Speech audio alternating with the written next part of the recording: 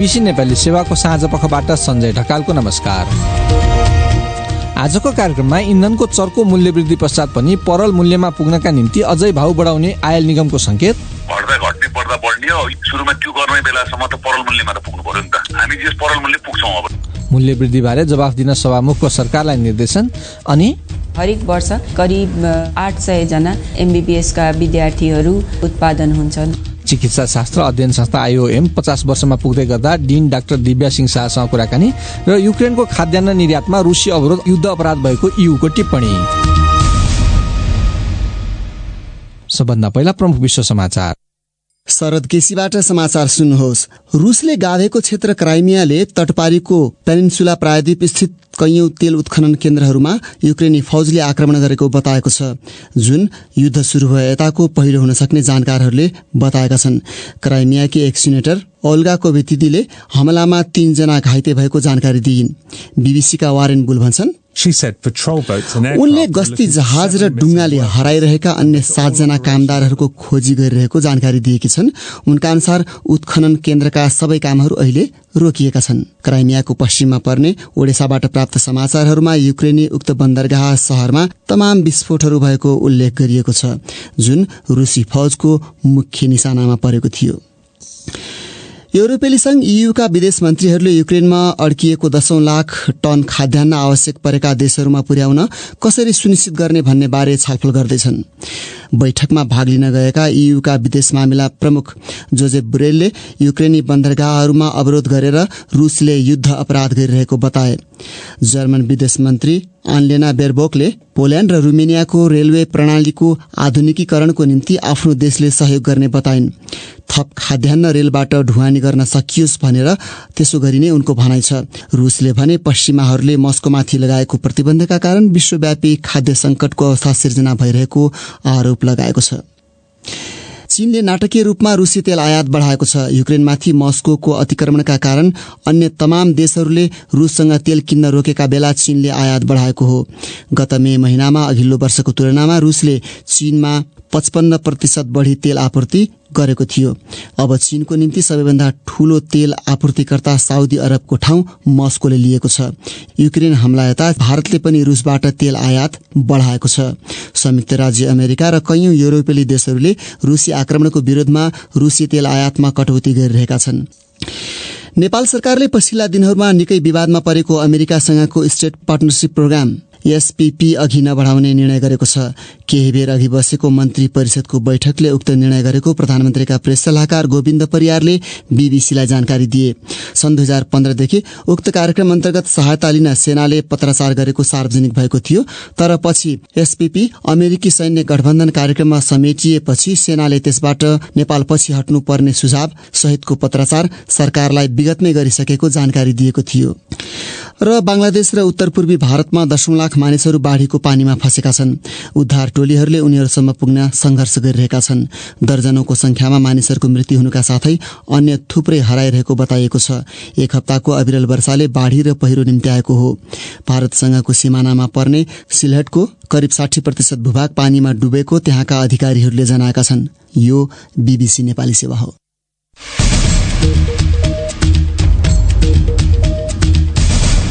साँझ पखमा यहाँलाई स्वागत छ। पेट्रोलियम पदार्थको एकैचोटि सर्वाधिक मूल्य वृद्धि गरेको भोलिपल्ट आयल निगमका प्रमुखले परल मूल्यमा पुग्ने गरी थप मूल्य वृद्धि हुने संकेत गरेका छन्। खास गरी पेट्रोल र डिजलमा अत्यधिक मूल्य वृद्धि बारे सोमबार संसदमा चर्को विरोध भएपछि सभामुखले सरकारलाई जवाफ दिन निर्देशन समेत दिएका छन्। इन्धनको मूल्य वृद्धिले यातायात, ढुवानी लगायत समग्र महँगी बढ्ने चिन्ता गरिएको छ। एक रिपोर्ट। फेब्रुअरीमा रुसले युक्रेन आक्रमण गरे यता बढेको तेलको अन्तर्राष्ट्रिय मूल्य केही समय यता उच्च बिन्दुमा रहिरहेको छ। एक वर्ष अगाडि ब्रेन्ट कच्चा तेलको भाव प्रति ब्यारल $74 थियो। अघिल्लो साता $124 पुग्यो र आजको भाव $113 रहेको छ। भारतीय आयल निगमले 15 दिनमा दिने मूल्य सूचीको आधारमा नेपाल आयल निगमले मूल्य समायोजन गर्दै आएको छ। तर यसपालि भने उसले एकैपटक पेट्रोलमा ₹21 र डिजेल मट्टीतेलमा ₹27 प्रति लिटर मूल्य बढाएपछि त्यसले चौतर्फी चिन्ता निम्त्याएको छ। तर बीबीसीसँग कुरा गर्दै निगमका कार्यकारी निर्देशक उमेश प्रसाद थानीले स्वचालित मूल्य प्रणालीमै जाने योजना अन्तर्गत परल मूल्य अनुसार भाव अझै बढ्न सक्ने स्पष्ट संकेत गरे। पेट्रोल र डिजेलमा अझै प्रति लिटर ₹13 घाटा रहेकोले तिनको भाव अझै बढ्ने उनको भनाइबाट बुझ्न सकिन्छ। अब स्वचालित भनेकै अब घट्दा घट्ने बढ्दा बढ्ने हो। यो सुरुमा त्यो गर्ने बेलासम्म त परल मूल्यमा त पुग्नु पर्यो नि त। हामी जे परल मूल्य पुग्छौँ अब यो अबकोमा जस्तो अहिले यो 13 रुपियाँ मात्रै माइनस देखिन्छ पेट्रोल डिजलमा। पछिल्लो वृद्धिसँगै पेट्रोल प्रति लिटर 179 रुपियाँ र डिजल तथा मटिरियल प्रति लिटर 192 रुपियाँ कायम भएको छ। सबैभन्दा धेरै घाटा खाना पकाउने ग्यासमा बेहोर्नु परेको निगमको दाबी छ। उसका अनुसार अझै एलपीजीमा प्रति सिलिन्डर 750 रुपियाँ नोक्सानी छ। निगमको मासिक घाटा झण्डै 5 अर्ब रुपियाँ पुगेको र असार मसान्तसम्म उसको घाटा 50 देखि 55 अर्ब रुपियाँ हुने निगमले जनाएको छ। यो वृद्धिले जनताको ढाड सेकिने भन्दै सांसदहरूले आज विषय उठाएका थिए। एमालेकी सांसद पद्मा अर्यालले छोटो समयमा धेरै वृद्धि गरिनुको कारण माग गरेकी थिइन्। यति छोटो समयमा ठूलो मात्राको मूल्य वृद्धि गर्नुपर्ने बाध्यता यो सरकारलाई, यसको जवाफ हामी चाहन्छौँ। प्रतिपक्षी दलले सरकारको जवाफ माग गरेपछि सभामुख अग्निप्रसाद सापकोटाले त्यसबारे निर्देशन दिएका छन्। यस विषयमा सरकारले सत्य तथ्य प्रधान समक्ष पेश गर्नका लागि निर्देश गर्छु। इन्धन मूल्य वृद्धि लगतै यातायात भाडा वृद्धिका विवरण आएका छन् भने यसले अहिले नै करिब 8% पुगिसकेको महँगी दर अझै बढेर अर्थतन्त्रको मुख्य टाउको दुखाइ हुने चिन्ता व्यक्त भइरहेका छन्। अर्को प्रसंग, त्रिभुवन विश्वविद्यालयको काठमाडौँ महाराजगंज स्थित चिकित्सा शास्त्र अध्ययन संस्थान आईओएम 50औं वर्षमा प्रवेश गर्दैछ। डाक्टर बनाउने चिकित्सा शास्त्रको पढ़ाई नेपालमा सबैभन्दा पहिले त्यही संस्थामा शुरू भएको हो। त्यहाँ अहिले पनि चिकित्सा र स्वास्थ्य सम्बन्धी विभिन्न विधामा पढ्न चाहनेहरूको आकर्षण उत्तिकै छ। त्यसैले भर्ना पाउन प्रतिस्पर्धा पनि निकै हुने गर्छ। आईओएमको शिक्षण अस्पताल पनि छ, जो महाराजगंज टिचिङ अस्पतालको नामले प्रख्यात छ। त्यो देशभरिका बिरामीहरूको रोजाइमा पर्ने गर्छ। हाम्रा साथी विजय गजमेर को कुराकानीमा आईओएमको विगत सम्झिँदै डीन डाक्टर दिव्या सिंह शाह, सुरुमा अहेबहरू हेल्थ असिस्टेन्टहरूको पढाइ हुन्थ्यो। नेपालमा एमबीबीएस डक्टरी पढाइ हुँदैन थियो, सबैजना विदेश गएर पढ्नु पर्थ्यो। पछि 1978 मा पहिलो पटक नेपालमा डाक्टरीको पढाइ पनि सुरु भयो। 15 जना विद्यार्थीहरूबाट सुरु गर्यौं।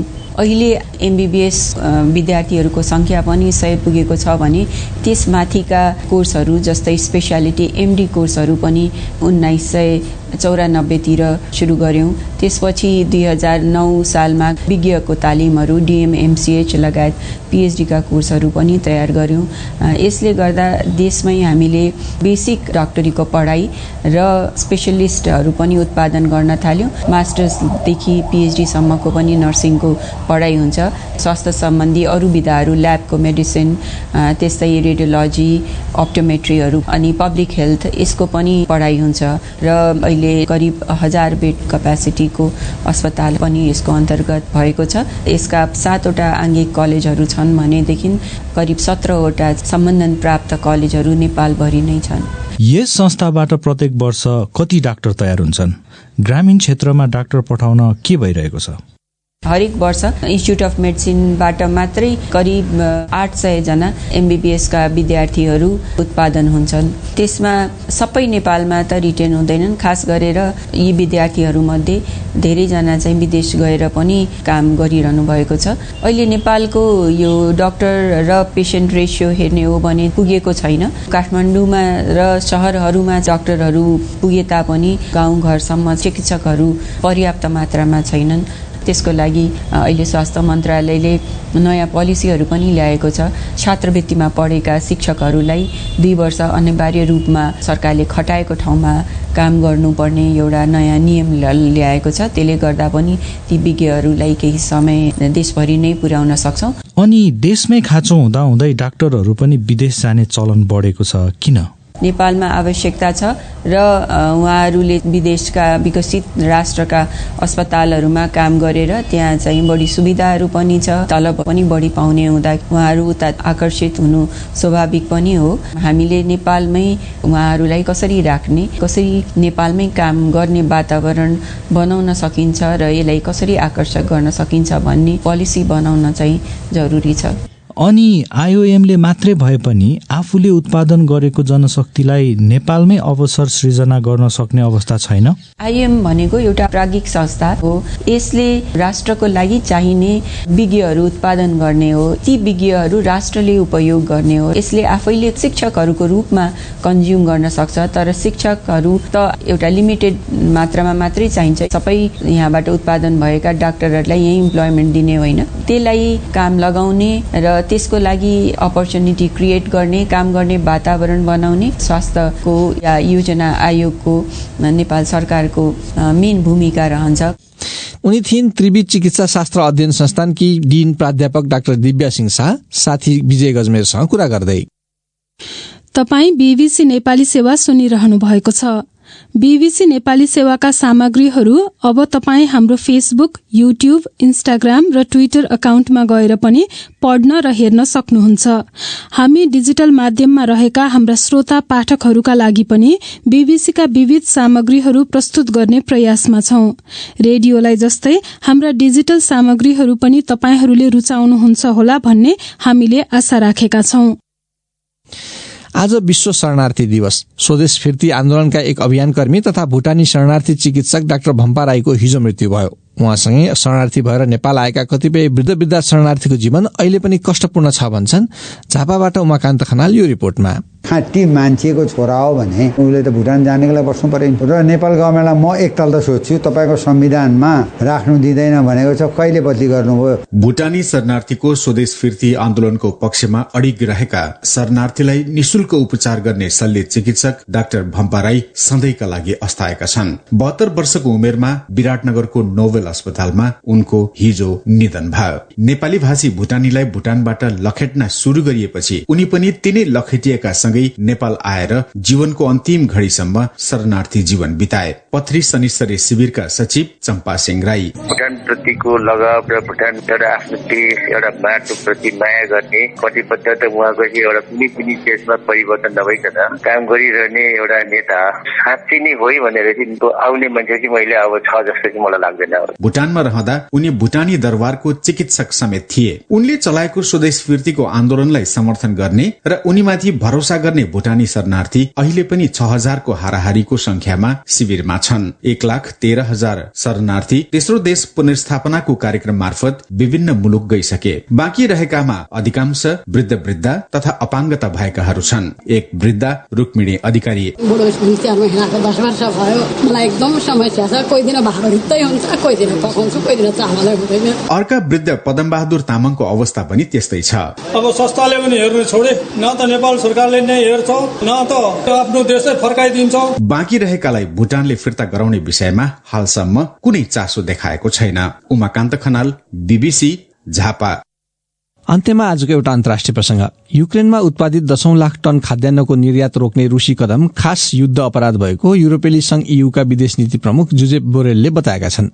ईयूका विदेश मन्त्रीहरू यस संकटबारे छलफल गर्न आज भेट्नु अघि बोरेलले रूसलाई युक्रेनी बन्दरगाहहरूमा उसको अवरोध खुलाउन आह्वान गरेका हुन्। बीबीसी विवरणमा आधारित एक रिपोर्ट सुनौ प्रदीप बस्यालबाट। पश्चिमा देशहरूले रूसलाई युक्रेनको ब्ल्याक सी तर्फका बन्दरगाहहरूमा नाकाबन्दी गर्ने काम अन्त्य गर्न र खाद्यान्नको विशाल भण्डार विश्व बजारसम्म पुर्याउने बाटो खोल्न माग गरेका छन्। 10 लाख टन गहुँ युक्रेनमा रोकिरहँदा बाँकी विश्वका मानिसहरू भोकमरी झेल्ने कुरा अकल्पनीय रहेको ईयूका विदेश नीति प्रमुख जोजेप बोरेलको भनाइ थियो। नाकाबन्दीका कारण करोडौं मानिसहरू भोकमरीको जोखिममा परेको र खाद्यान्नको मूल्य अचाक्ली बढ़िरहेको भन्दै चेतावनीहरू जारी गरिएका छन्। लक्जमबर्गमा ईयू विदेश मन्त्रीहरूको बैठक अघि बोरेलले भने यो सोझो युद्ध अपराध हो, त्यसैले मैले यो लामो समयसम्म रहला भन्ने अनुमान गर्न सक्दिन। रूसले भने खाद्यान्नको बढ्दो मूल्य र मध्यपूर्व तथा अफ्रिकामा देखा परेको खाद्य संकट ईयूले लगाइरहेको आर्थिक नाकाबन्दीका कारण रहेको दावी गर्छ। 27 देशहरू सदस्य रहेको ईयूमा यसबारे भिन्न भिन्न मत देखिन्छ। बोरेलले आफूहरूको प्रतिबन्धले खाद्यान्न र मलखादलाई लक्षित नगरेको भन्दै उक्त संकटका लागि युरोपेली आर्थिक प्रतिबन्धहरू जिम्मेवार नभएकोमा जोड दिए।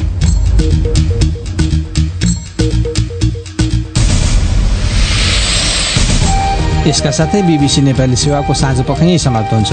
भोलि बेलुकी 8:45 बजे हामी फेरि उपस्थित हुनेछौँ। त्यसबेलासम्मका लागि हामी सबैलाई बिदा दिनुहोस्। नमस्कार।